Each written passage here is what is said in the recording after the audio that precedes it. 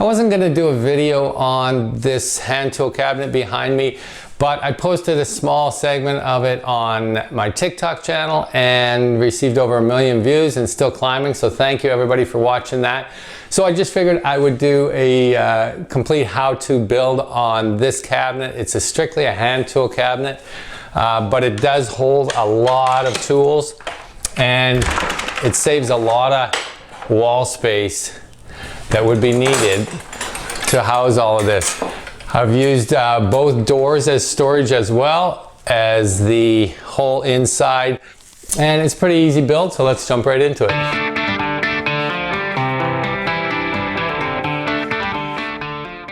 So I was able to make use of both doors on this cabinet as part of the storage of this plan. The first door, I've got all my hex drivers up top, then screwdrivers, chisels, and then a bunch of other screwdrivers, some minis down below there. The other side of the door is really more mechanical tools, wrenches, sockets, just stuff I use when I do a little bit of work on my truck. And then the back wall of the cabinet, you know, hand tools, wrenches, pliers, tape measures, levels, squares, bits, Allen keys, pipe wrenches, cutters, vice grips, all that kind of stuff that typically sits in drawers or toolboxes. I like this setup a little bit different just because it allows me to see everything front and center. I know where everything is, I know where it goes, so when I take it out, I put it right back. Try to stay as organized as possible.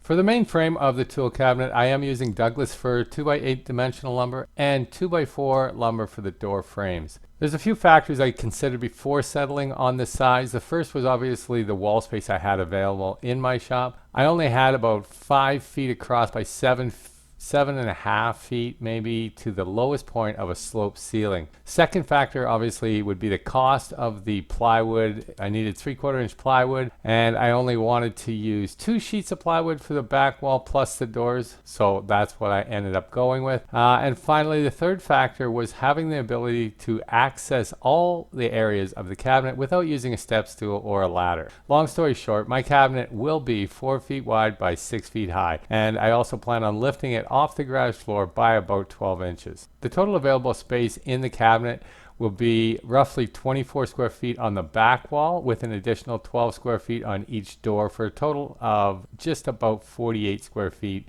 minus the frame of course. Now to put that into perspective, the only other wall I did have available would be this long wall, which is about 20 feet long. However, this wall has already been allocated to be a dedicated miter saw station, so to make all the tools accessible above the future miter saw station, I would need about 16 feet by 3 feet of this entire wall just to fit all the tools that I plan on putting in the cabinet. So if you have a small shop area like I do, building a tool cabinet can save a lot of valuable real estate. Here I'm just screwing the 4 main frame 2x8 pieces together using 3-inch deck screws. With dimensional lumber, you may find some not so straight pieces, and to correct this, I'm just using a clamp to help square it up with the other side before inserting the screws. Now I'll just complete all 4 corners, securing the frame together using 3 screws in each corner. You may also find warping again in another direction, which is easy to correct by using a long bar clamp.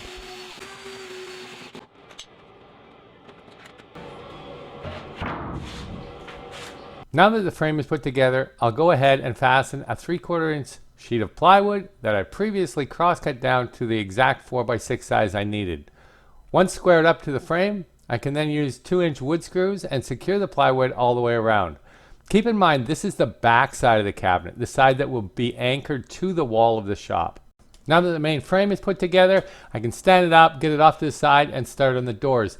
Same process as the main cabinet. The only difference here is I'm using 2x4s as the frame instead of 2x8s.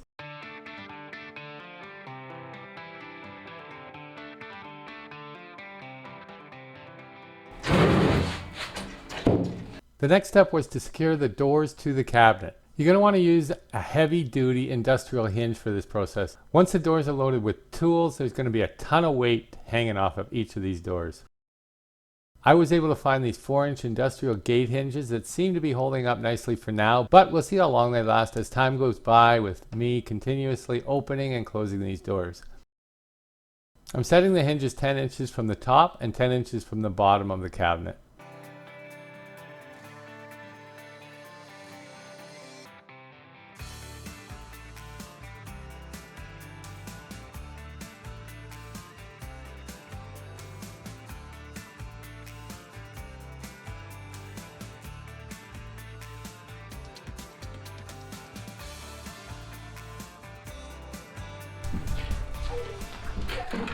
Okay, with the doors attached, this thing is starting to get heavy. So I reached out for a little help from the closest person around, which just happened to be my daughter.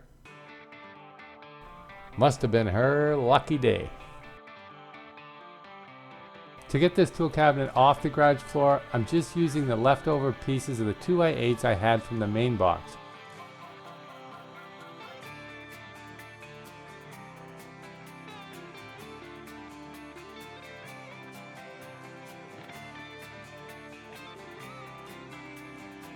I found by mounting the base onto the cabinet was much easier than trying to lift the cabinet onto the base.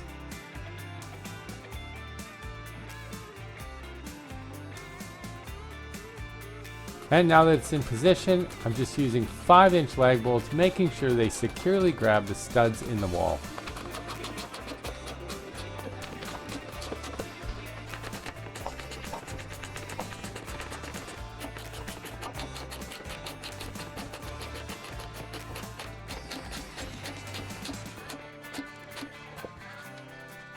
I will be applying a stain to the outside of the cabinet only. So here I'm just using some wood filler to fill all the screw holes, and then I'll go ahead and sand it down with 180 grit sandpaper on my palm sander.